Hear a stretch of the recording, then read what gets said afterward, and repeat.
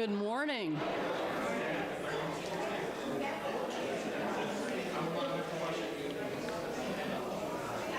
Good morning. A little better. My name is Ellen Greenwood, and my pronouns are she, her, and hers. It is my privilege to be the worship associate for our service on this absolutely gorgeous morning. I don't know, can we call this early fall? Is that, or are we getting too anxious and jumping the gun? You know, some of late summer, some of us are getting out our fallish clothes, or as Judy Winchester called them, our transition wardrobe. We just get excited, but it's a beautiful day, and we're glad you're here in person, and we're also very happy if you are with us virtually through YouTube, either right now or at some time in the future. Westside is a congregation that welcomes each person who comes into our community with an open heart and an open mind, regardless of the path you may have taken to get here. And today is a special Sunday, not just because it's a gorgeous day, but because we are kicking off our children's religious education or exploration program for the coming year. And not only that, this is the best part actually, this is Sundae Sunday. So that means with our usual first Sunday potluck, we will also have an ice cream buffet. Which, that's right, yeah, it will be good. How can you go wrong? I'm told we have all kinds of ice cream to meet different dietary restrictions, but it will all be good. And if you are visiting and didn't bring anything for the potluck, or if you just got up and forgot, don't worry about it. We always have food, and if we run out of just regular food, there will be ice cream, I promise. So please stay after the service for coffee and conversation and potluck and sundaes.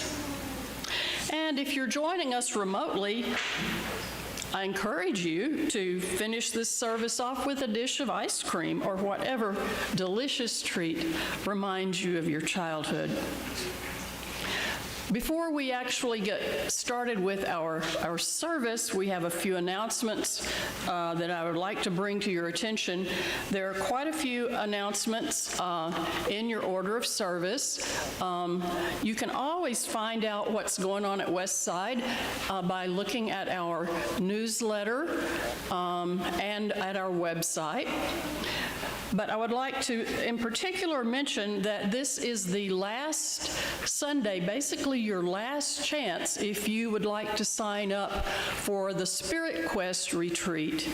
And if you have not signed up for that and you want to, today you should speak directly to Reverend Carol. I believe there's one more campsite possibly left, but if you would really like to go to that and haven't made plans, then let her know today at the latest.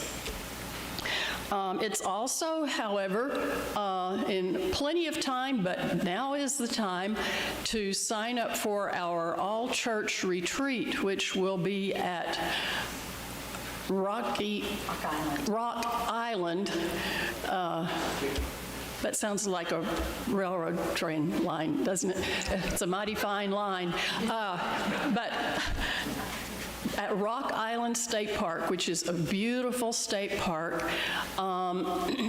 and there are sign-up sheets at the back on the table, but there's also information in the newsletter and the website, and you can sign up online as well. So evidently the sooner we let the organizers know that we want to go, the easier it will make in planning for the retreat. So I know I'm going to go and I wait till the last minute, but we shouldn't do that. We should go ahead and sign up. And I believe that's all we have in the way of announcements. So let's move on into our service, and Carol will sound out. 1 minute. There's one more. If you sent Reverend Carol an email recently and have not heard back from her, they had some problems, so send it again. Yeah, I'll explain that. Okay, she will explain that. Okay. You want to say something about the table in the back with all the stuff on it? Okay, we can do that too. Okay. Does Alan have a clue what that means? I saw some stuff at the back that looked like it needed to be thrown out, and I don't need it at my house, but I think if you might need it at your house, you're welcome to it. Yes. But, Yes. okay. Reverend Carol will sound our singing bowl at this time. Good morning, everybody. Good morning. Good to see you all. Yes, we have been cleaning our closets. So there's a pile. But if you want it to be in your closet, you are welcome to take it. Okay? So first, hello. Happy almost autumn. And a special hello to our virtual attendees. We're glad you're here. Today we're talking about being childlike. Not just children, but childlike.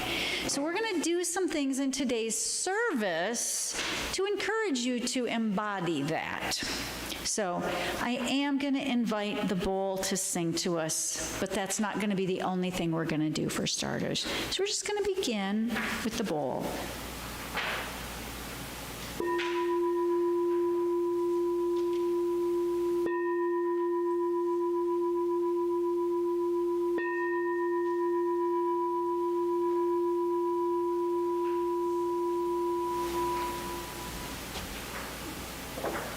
One more thing. There will be surprises during this service, some of them that I think of literally in the moment, like this one. So the purpose of the bowl is to get us centered, to get us like here, right? Now, that, us grown-ups, we're like used to like being serious and having to be serious.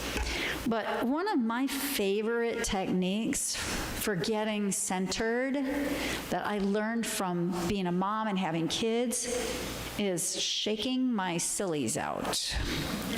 Anybody know this song? I'm gonna shake, shake, shake my sillies out. Shake, shake, shake my sillies out. Shake, shake, shake my sillies out and wiggle my waggles away. Okay, you all need to learn it now. All right, so here's what we're gonna do to get centered. We're going to shake, shake, shake your sillies out. Shake. Now this is your time. Shake your sillies out. Shake, shake, shake your sillies out and wiggle your waggles away. I'm gonna laugh, laugh, laugh my giggles out. Laugh, laugh, laugh my giggles out. Laugh, laugh, laugh my giggles out and wiggle my waggles away. I'm gonna hop, hop, hop my hurries out. Hop, hop, hop my hurries out. Hop, hop, hop my hurries out and wiggle my waggles away. Let's see, what else can we do? Pick something. It's got to be alliterative. Clap my crazies out. Clap, clap, clap my crazies out. Clap, clap, clap my crazies out and wiggle my waggles away. Anybody got another one? Swim my what's out? Swim my serious out. Swim, swim, swim my serious out. Swim, swim, swim my serious out and wiggle my waggles away. One more. Who's got it? Hum, twist. Twist my tireds out. Let's do that. Also, grown-ups who've worked too hard. Gonna twist, twist, twist my tired out. Twist, twist, twist my tired out. Twist, twist, twist my tired out and wiggle my waggles away. All right. Now we we can light our chalice.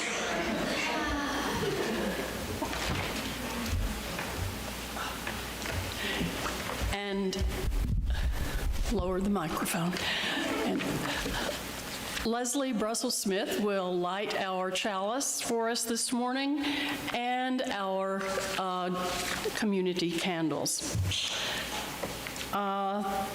So in keeping with our celebration of children, I have chosen some pretty serious words, but I still think they're good, even though they may be a little more serious than the rest of this service. These come from 19th century Unitarian minister William Ellery Channing. The great end in religious education is not to stamp our minds on the young, but to stir up their own. Not to make them see with our eyes, but to look inquiringly and steadily with their own. Not to give them a definite amount of knowledge, but to inspire a fervent love of truth. Not to form an outward regularity, but to touch inward springs. Not to bind them by irrevocable prejudices to our particular sect or particular notions, but to prepare them for impartial, conscientious judging of whatever subjects may be offered for their decision. Not to burden the memory, but to quicken and strengthen the power of thought. Not to impose religion upon them in the form of arbitrary rules, but to awaken the conscience, the moral discernment. In a word, the great end is to awaken the soul to excite and cherish spiritual life. And in a service dedicated to children, it does seem appropriate that we dedicate our community candles to all children. Most of us, I know for myself, I find the suffering of children in our world almost too unbearable to contemplate.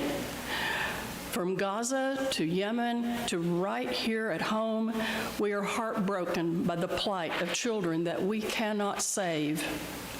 We light a candle of deep concern for these children. And to save us from despair, we light a candle of celebration for children who are the source of our delight and who bring hope and joy to our days.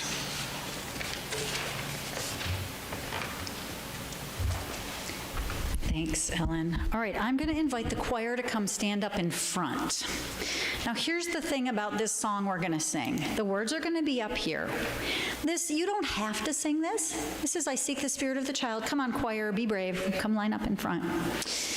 So this song is not about meant to be serious. So I Seek the Spirit of a Child is not just for children, it's for grown-ups.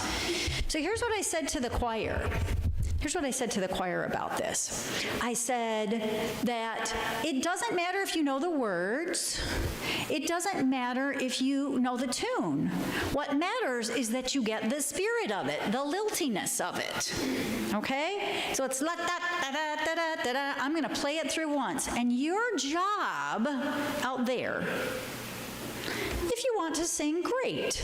If you want to hum, great. But your job is to help with the spirit of it. It's got a very dancey spirit. So you are invited to sing along, move along, hum along, la-la along, whatever makes you happy. I'm going to play it through all the way once, and then we are going to sing with gusto. Do not expect perfection, expect spirit, okay?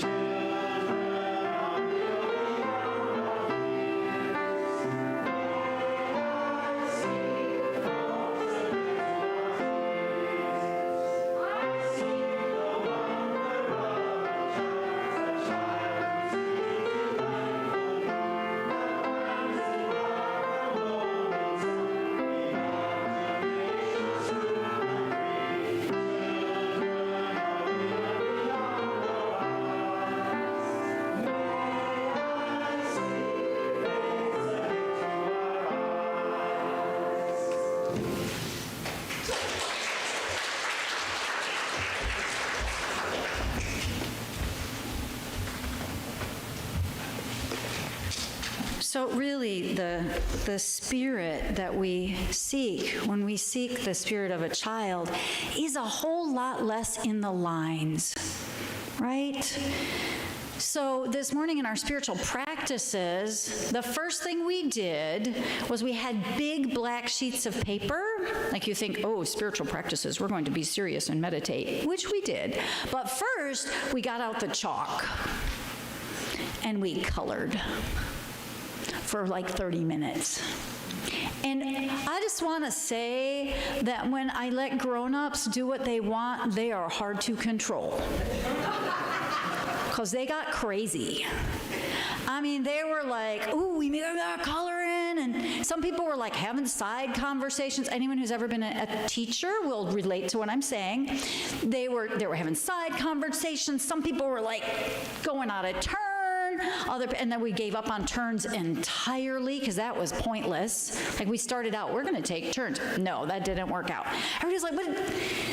And I, a few times, tried to walk around and say, but there was no hearing the teacher at that point at all. And it was awesome because creative chaos is awesome. And we forget it as grown-ups. Creative chaos is awesome.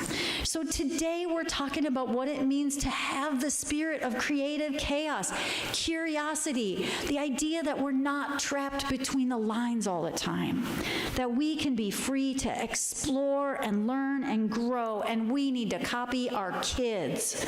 Kids, this is your opportunity in this room. You now get to make as much noise as you want for 1 minute. Go. Do it. You can do it.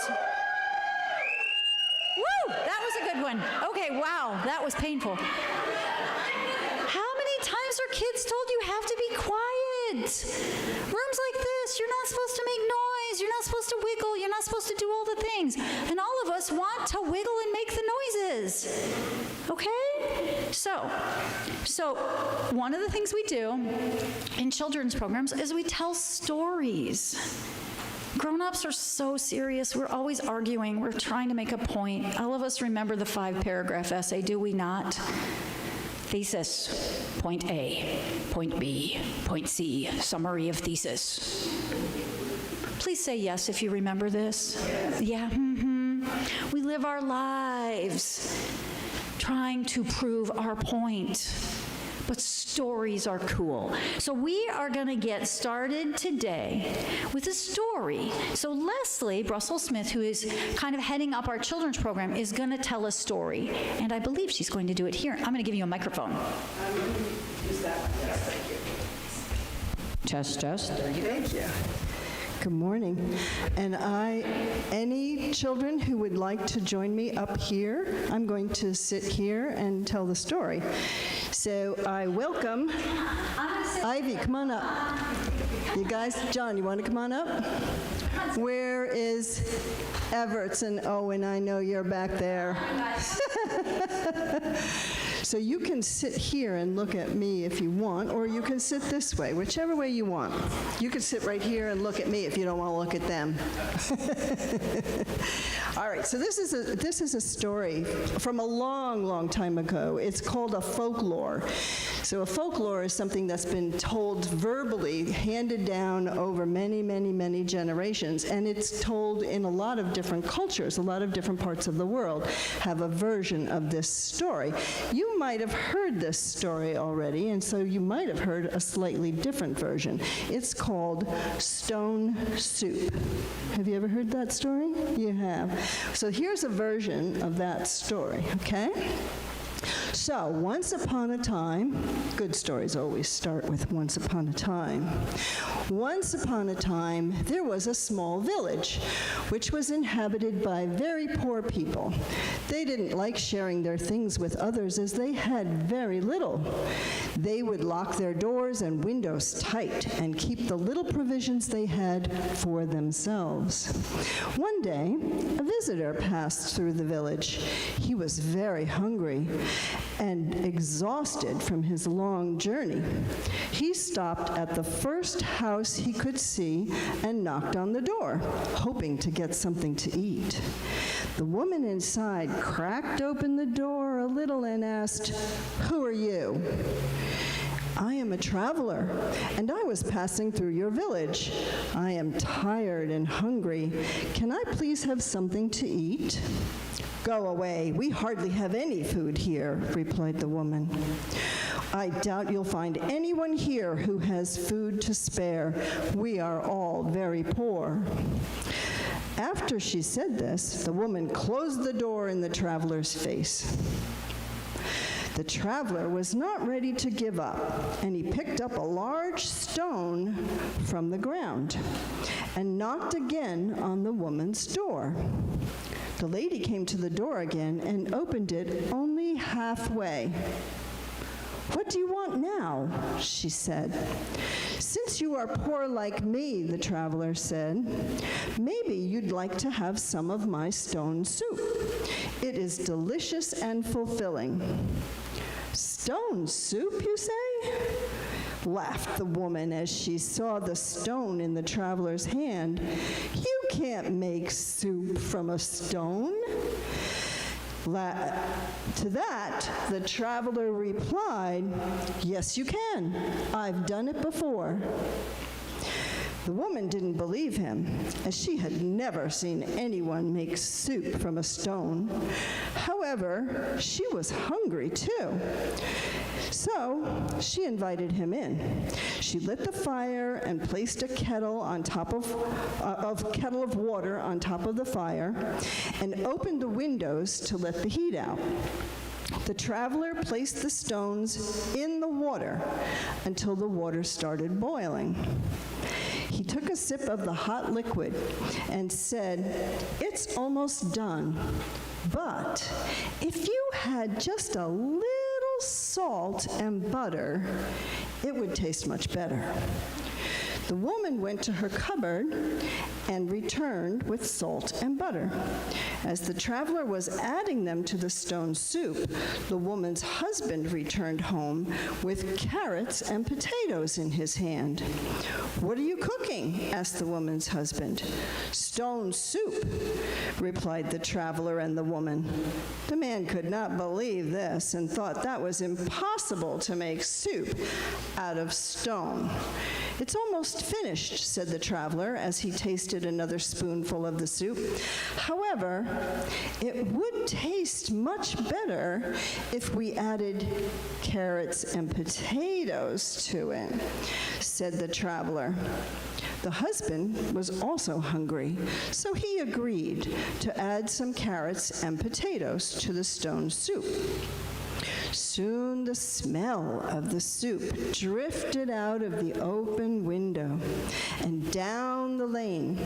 A neighbor who usually stayed inside wandered out and followed the smell down the lane to the first house. Then he heard the woman, her husband, and the traveler talking about the stone soup. "Is the stone soup ready now?" the woman and her husband asked the traveler. "Yes, but it could be even better if we had some beans and turnips." "I have some," yelled the neighbor, who was watching them from the window. The neighbor was curious to taste the soup made of stones, so he returned with turnips and beans. He poured it into the pot, and the smell of the soup drifted further into the village. Can you smell it? Word of a traveler making soup out of a stone drew the villagers out of their houses and towards the woman's house. They all followed the smell. "Is the stone soup ready yet?" asked the villagers when they came to the window. "Yes, but I remember having stone soup with fresh chicken and broth in the stew once," replied the traveler. "I "I have chicken," said a farmer, and then ran home to get some. "I have broth," exclaimed another villager who ran to fetch it. They both came and placed the items into the pot. By this time, the pot was full to the brim with goodness. The traveler tried another sip of the soup.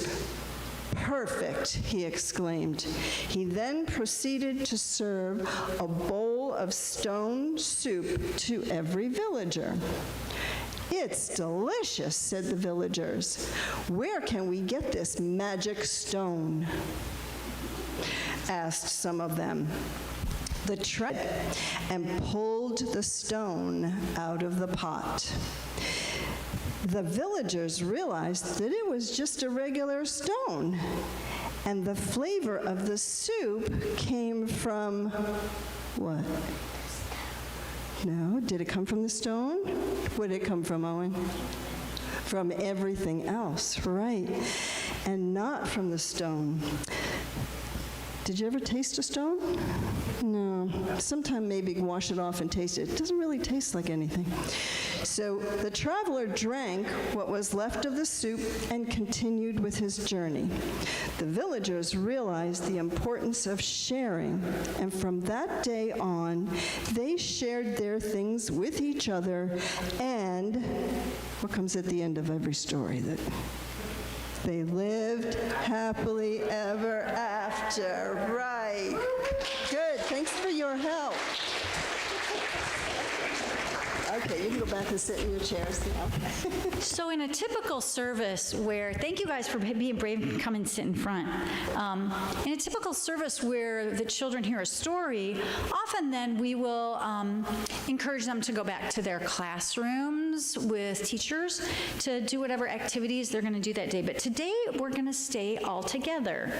And the reason is that we all need to remember what it's like to hear a story. We all need to remember what it's like.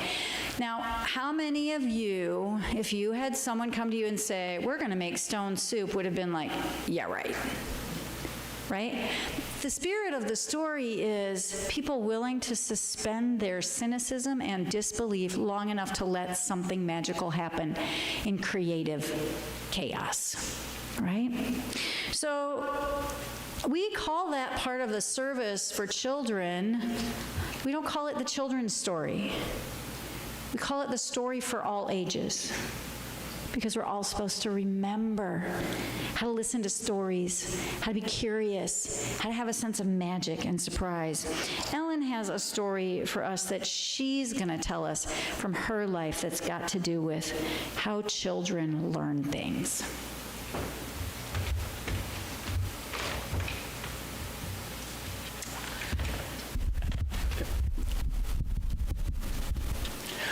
Well, this is basically a memory from my childhood. Those of you who have known me for any length of time are probably aware that I grew up in East Texas as the daughter of a Southern Baptist minister. And because my father changed pastorates several times during my childhood, there were a few sermons that he occasionally repeated. And one that I especially recall took its text from the King James Version of the New Testament, 1 Corinthians chapter 13, when Paul writes, "When I was a child, I spake as a child. I understood as a child. I thought as a child. But when I became a man, I put away childish things." And the first thing about the sermon that stands out in my memory is that on this occasion, my father had the audacity to take issue with the Apostle Paul. This is the same Apostle Paul that, according to my father, had written his letters directly from God's mind to parchment and on to the New Testament churches. But on that Sunday morning, Daddy insisted that as adults, we need to retain, honor, and celebrate some of our childlike qualities.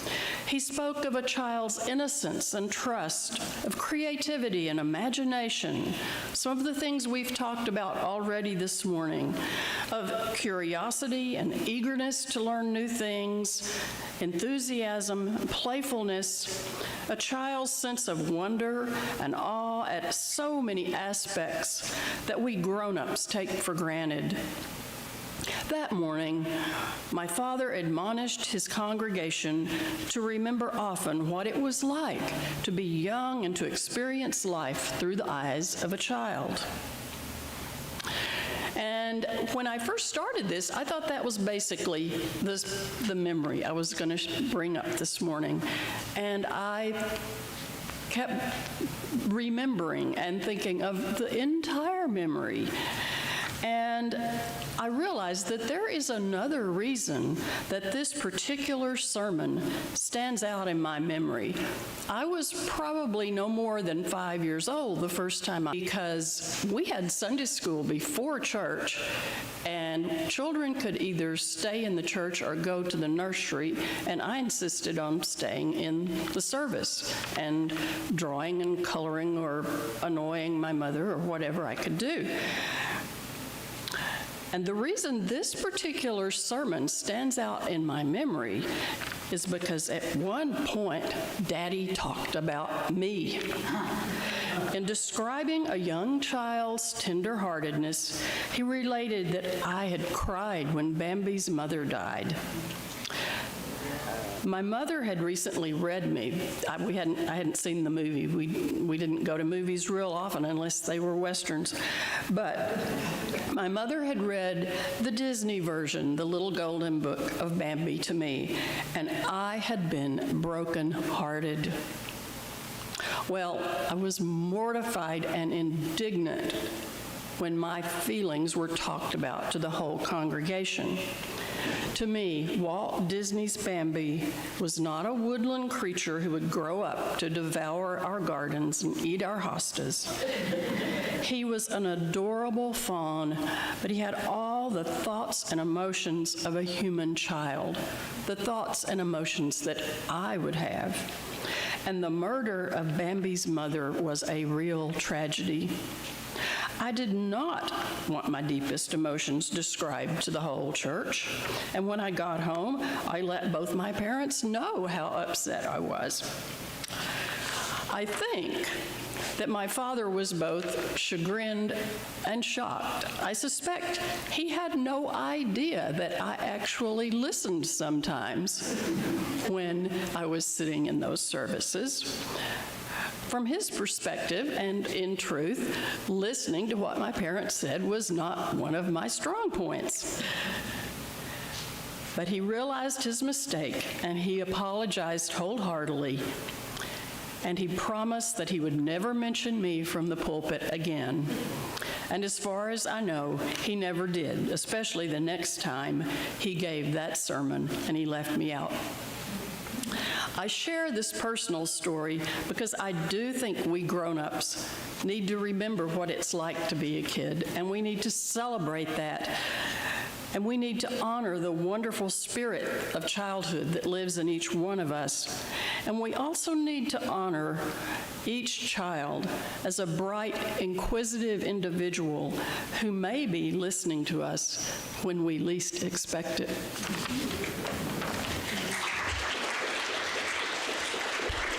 So,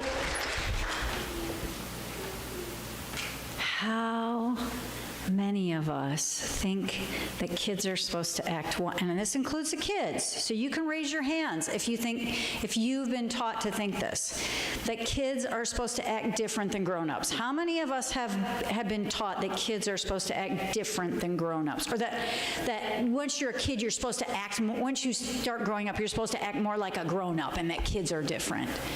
If you did not get that message, lucky you. Woo-hoo! And you should be up here. Right?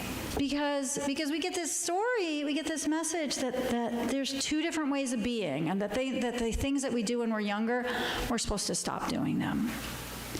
Well, I kind of think we can all do both. I just want to say to the kids in the room, I happen to know that you are smarter than the rest of us. I'm pretty sure of that. Most of the smart things I have learned since I became a grown-up did not come from grown-ups. They came from kids. So I'm pretty sure that kids are pretty smart and know a whole lot of stuff that us grown-ups have forgotten.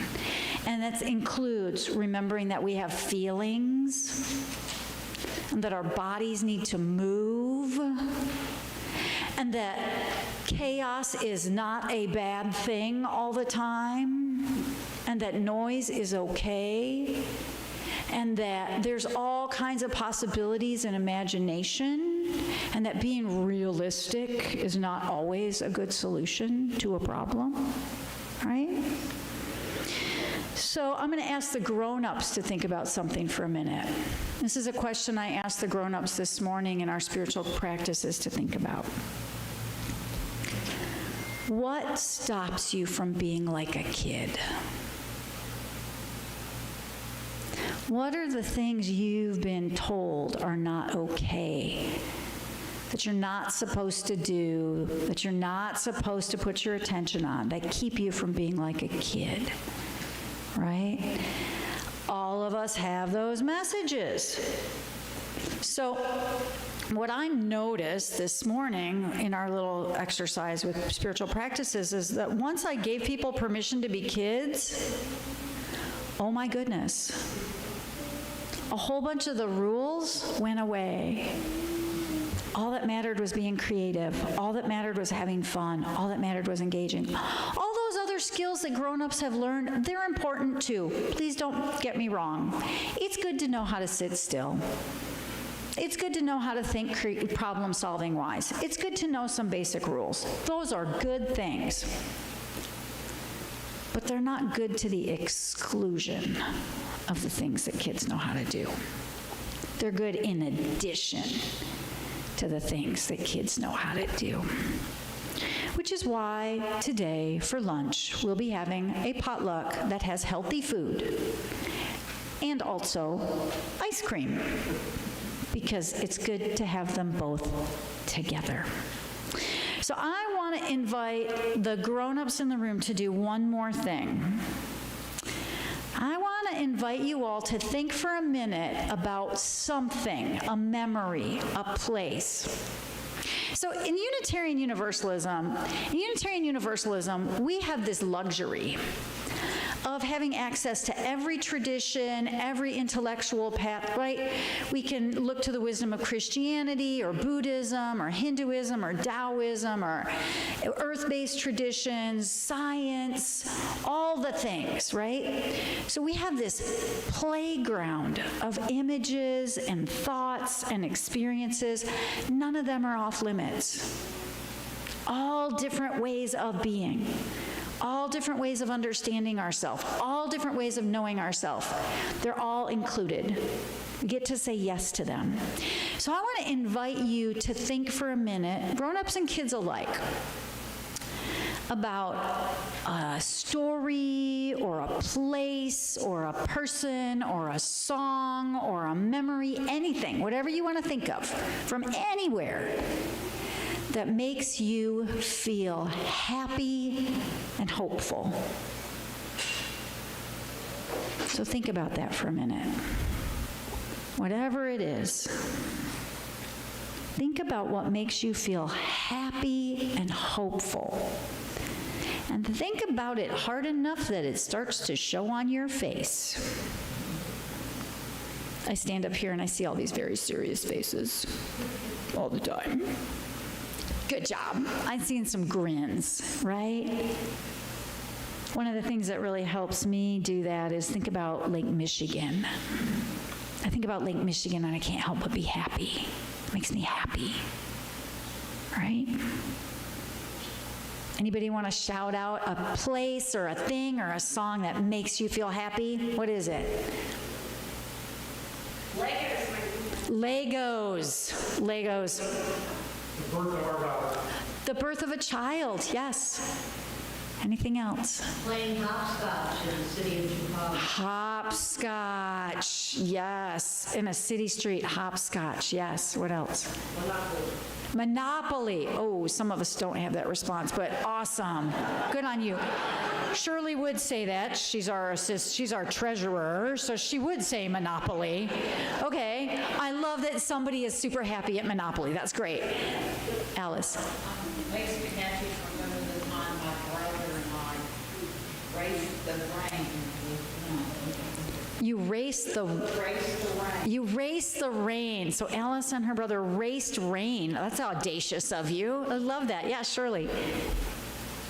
Weekend retreat at Pickett State Park. Pickett State Park, our old retreats. That's where we used to go for retreats, was Pickett State Park. Yeah, Sandra. This is a little story about the wonder of a child that I just cherish. It's about my little grandson, about 2 or 3, and we were looking at a rainbow. And he said, I'm going to fly up there and touch it, Grandmother. It was, and he looked at me and kind of, had a little frown. I could see he was thinking, you're too old and fat to go, Grandmother. So this is a story, for those of you who are having a hard time hearing, I'm going to just repeat that part. Sandra's grandson saying, I'm going to fly up and touch the rainbow. And he looked at her like, I don't think you're going to make it. He did say, I'm sorry, you can't go, Grandmother. He called me Grandmother. I'm sorry you can't go, grandmother. Oh, but he believed he could. Oh, absolutely. 100%. It's just, it's a perfect example of a child's imagination and Endless possibility. Yeah. He was going. That's awesome. That's a great memory. What else brings you guys happiness? Makes you, yes? My mom used to play pickup sticks and Chinese checkers. Pick up sticks and Chinese checkers. Pick up sticks and Chinese checkers. Yes. What else? Yeah. I'm afraid to say it, but we're going to bomb out Oh, okay. A positive political moment. Some of us can go there. Amen. Hallelujah. Yeah. Yeah. Anything else? Favorite fun things that will always make you happy? Amusement parks. Yeah, Eileen. Dancing to the music. Dancing. Yes. Yes. Chocolate. I don't know who said it, but yes. Chocolate. Playing words with friends. Words. Playing, what'd you say, Richard? Words with friends. Words with friends. How many of you are Wordle addicts? Oh, yeah. All ages. Okay. Got any other things that just take you to that place? Hiking in the woods, nature, mountain, a lake. What was that? Arts and crafts. Yes, I made them play with chalk this morning. It was awesome. So, okay. Now here's what we're going to do. We're going to do one last activity. That's really fun. Everybody should, let's think about your thing, whatever it is that makes you feel happy and fun. Okay, now we're going to do it with our bodies. Now, you do not have to stand up to do this, but I would like some brave souls to stand up and help with this. We are going to do the hokey pokey.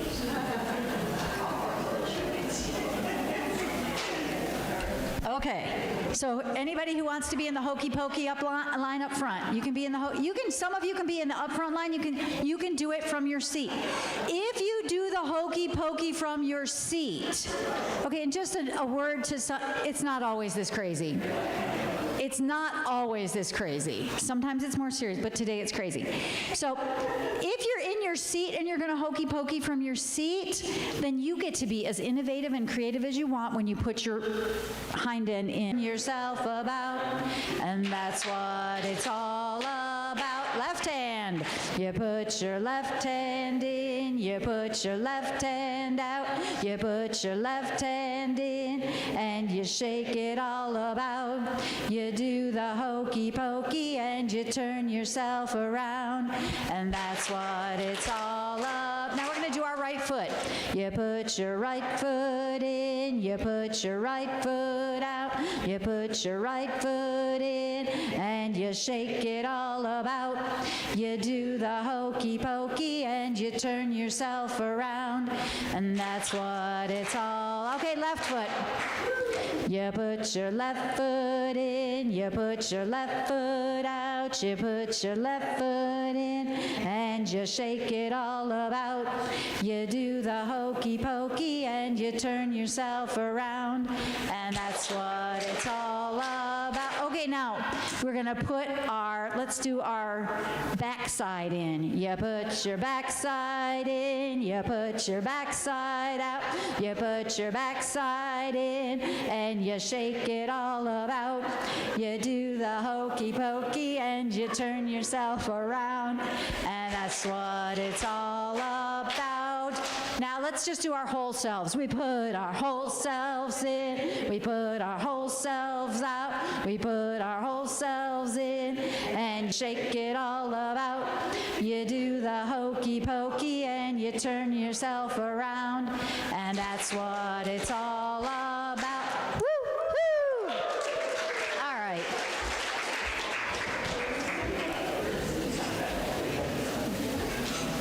It's not always this crazy, but isn't it fun to be a little crazy once in a while? It kind of is. The world is serious. We're serious so much of the time. It's kind of fun to be a little bit crazy once in a while. So one of the things that we do here at Westside that I just want to remind you all of is we try to do things to make the world a better place. We do all kinds of work in our community to try to make the world a safer, more loving, more kind place.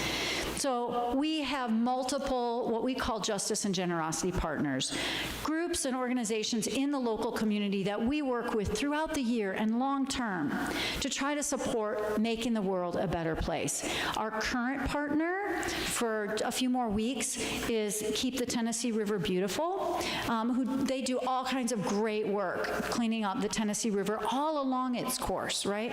So you can make a financial contribution to this organization. I believe that our Green Sanctuary environmental team is going to be doing we're trying to schedule a cleanup or participating in one of their cleanups.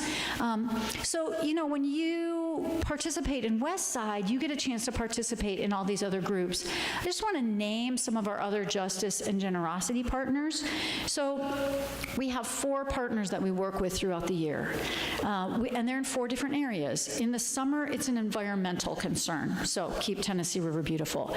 In the fall, starting in October, our partner is Mobile Meals, where we focus on families, right? We also, in addition to that, work with the Family Promise Program, working with families that are currently experiencing homelessness and are unhoused.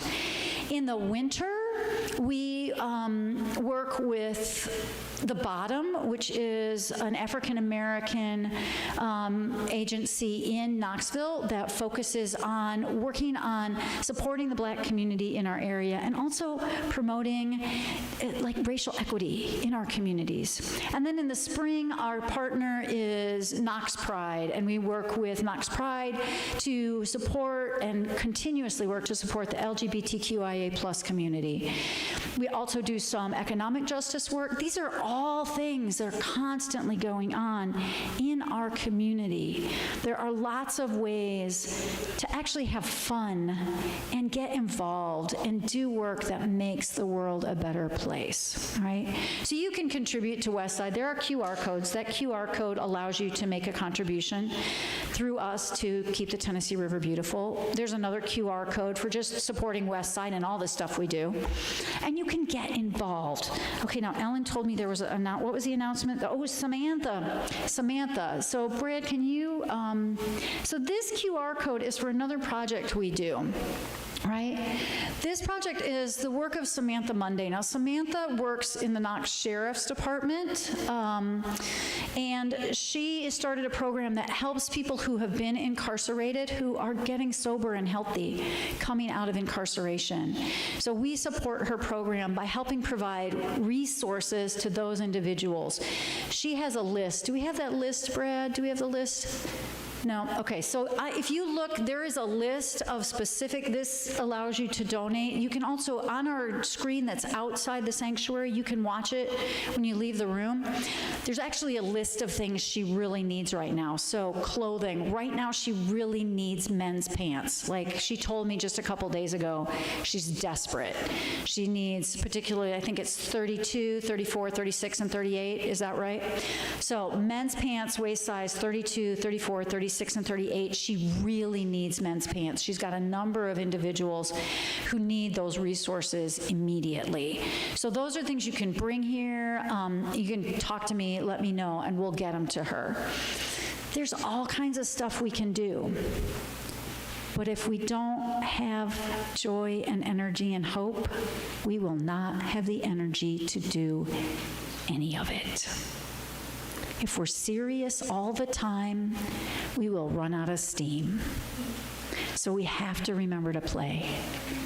We have to remember to be childlike. We have to remember that it's possible.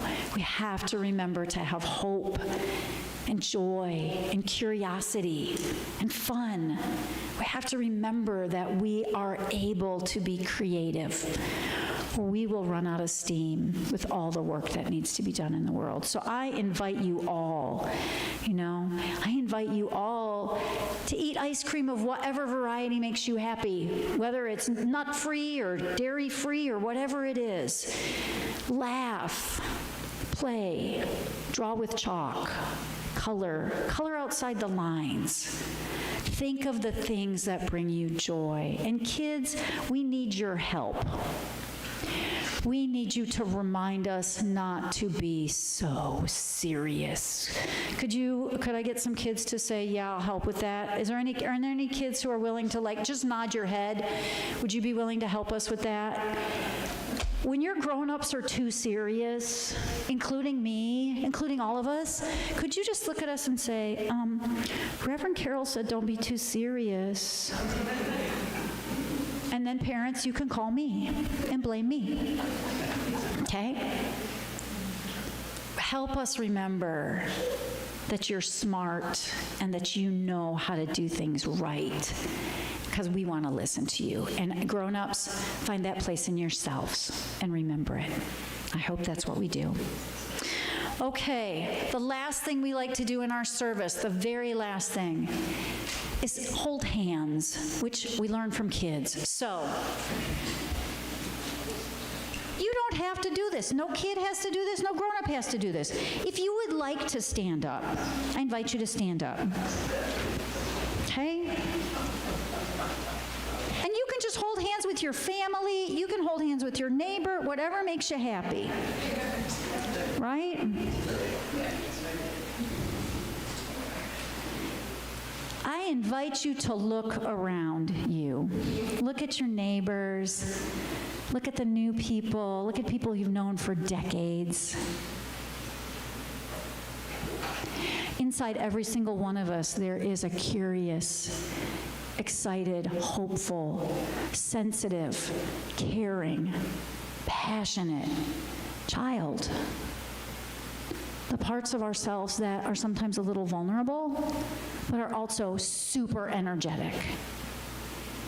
When you go out into this day, into this week, and into your life, look for the spirit of the child in every person you meet. Because I guarantee you, it does not matter which side of the political aisle you are on, chocolate probably has the same impact. Okay? So go out and have some fun and enjoy yourselves at our potluck, where we will have a wonderful balance of healthy food and sweet treats. Have a great day, everyone. Go in peace and passion.